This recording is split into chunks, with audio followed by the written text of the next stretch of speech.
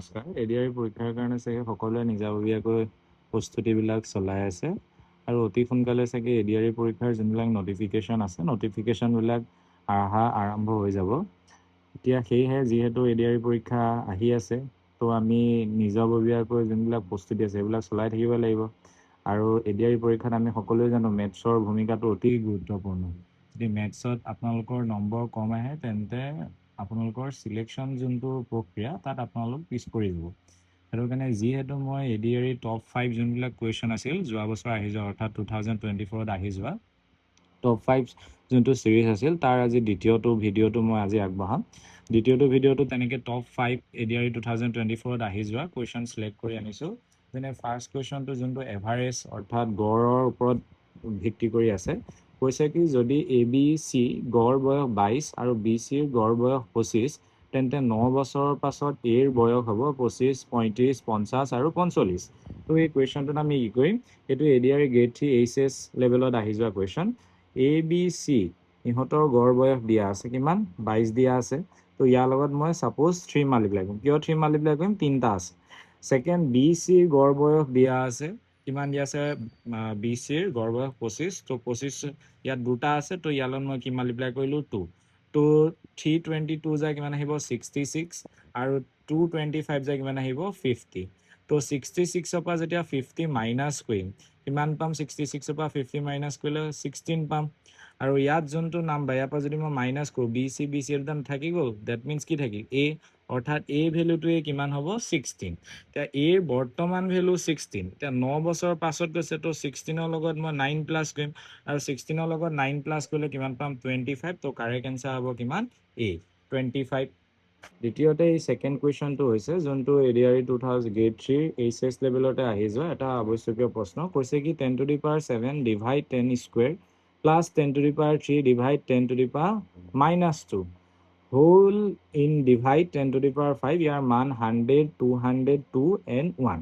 ইয়াৰ কাৰণে আমি simple algebra দুটাৰ ফৰ্মুলা চাওঁ, অৰ্থাৎ এক্সপনেণ্টতে আহে এ টু দি পাৱাৰ যদি m divide a to the power N থাকে তেন্তে ইয়াক আমি কি কৰিব লাগে a to the power m minus n, মানে মাজত যদি ডিভাইড থাকে আৰু তলৰ এই দুটা ছেম থাকে তেন্তে পাৱাৰ দুটা কি হয় মাইনাছ।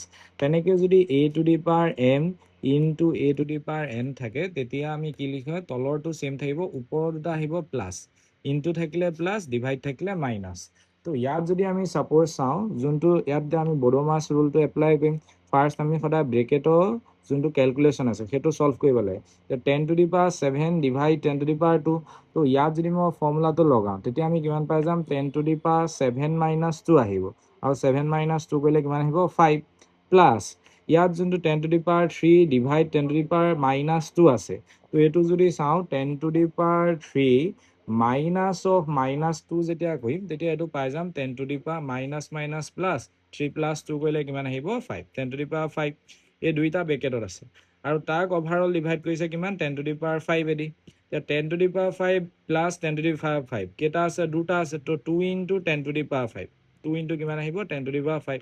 তাক ডিভাইড কৰিছে কিহেদি 10 টু দি পাৱাৰ 5। তো 10 to the power 5 10 to the power 5 কাটা গ'ল, থাকি যাব কিমান 2। তো কাৰেক্ট এনচাৰ আহিব 2, অপশ্যন চি। যদি আমি কুৱেশ্যনটো চাওঁ, এই কুৱেশ্যনটো দিছে কি দুটা সংখ্যা এ আৰু বিৰ যোগফলৰ বৰ্গ চি। ডেট মিনছ কি কৈছে এ প্লাছ বি ইয়াক যেতিয়া আমি বৰ্গ কৰিম তেতিয়া কিমান পাম চি, বৰ্গ কৰা মানে স্কুৱেৰ কৰা। পৰৱৰ্তী ধাপত এ আৰু বিৰ বিয়োগফলৰ বৰ্গ কিমান দিয়া আছে D. That means A minus B ইয়াৰ যোনটো বিয়োগফল আহিব তাক বৰ্গ কৰিলে কিমান আহিব ডি। তো আমাক উলিয়াব দিছে কি C minus D. Option A of A plus B, option B 4 of A minus B, 4 of A minus B. Next option C A B by 4, option D 4 of A B.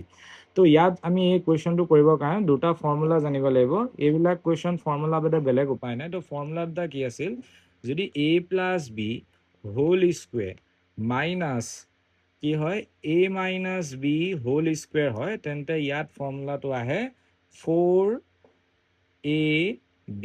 এইটো আহিব 4 into A B. এইটো এটা এলজেব্ৰাৰ formula 4ab।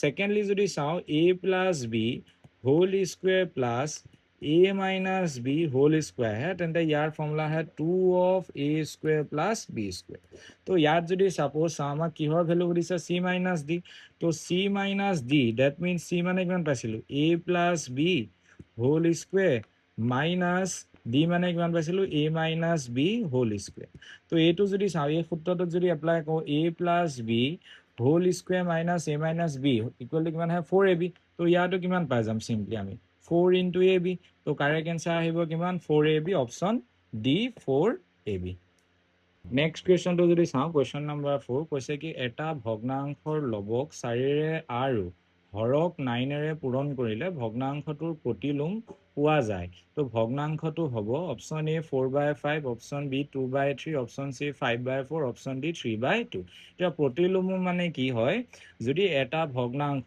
a by b সদায় ভগ্নাংশ অৰ্থাৎ ফ্ৰেকশন এনেকৈ লিখে যোনটো ওপৰত আহে এইটোক কয় লব আৰু যোনটো তলত আহে এইটোক কয় হৰক তো এইটো এটা ভগ্নাংশ ইয়াৰ প্ৰতিলোমন বুলি কোৱাৰ লগে লগে ইয়াৰ প্ৰতিলোমনটো কি হ'ব b বাই ইয়াক সিম্পল জাস্ট আমি কি কৰিব লাগে উল্টাই দিব লাগে তো ইয়াত কি কৈছে যোনটো ভগ্নাংশ আছে সেই ভগ্নাংশটোৰ লবটোৰ লগত 4 প্লাস কৈছে দ্যাট মিন্স লবৰ লগত 4 প্লাস আৰু যোনটো হৰ আছে তাৰ পৰা তাৰ লগত লবক 4ৰে মানে পূৰণ কৰিছে সৰি ইয়াত পূৰণ কৰিছে পূৰণ আছে তো লবৰ লগত 4 মাল্টিপ্লাই আৰু যোনটো হৰণ আছে হৰটোৰ লগত 9 মাল্টিপ্লাই তো 9 মাল্টিপ্লাই কৰাৰ পিছত যোনটো এনসাৰ আহিছে সেইটো হৈছে ইয়াৰ প্ৰতিলোমটো মানে উল্টা হৈ গৈছে ঠিক আছে তো আমি যদি সাপোজ চাওঁ ইয়াত অপশনৰ পৰা কৰিব চাওঁ সাপোজ মই এটা অপশন লৈ ললো a কাৰণে ফৰ a এতিয়া a কি আছে 4/5 তো ইয়াৰ লগত যদি মই লবৰ লগত 4 মাল্টিপ্লাই কৰো ঠিক আছে আৰু হৰৰ লগত 9 মাল্টিপ্লাই কৰো তেতিয়া কিমান পাই যাম 4 4 যা 16 5 9 যা 45 তো এনসাৰটো কিমান আহিল 16/45 কিন্তু কৈছিল কি প্ৰতিলোমন আহিব লাগিব দ্যাট মিন্স 4/5 ৰ প্ৰতিলোমন কি হয়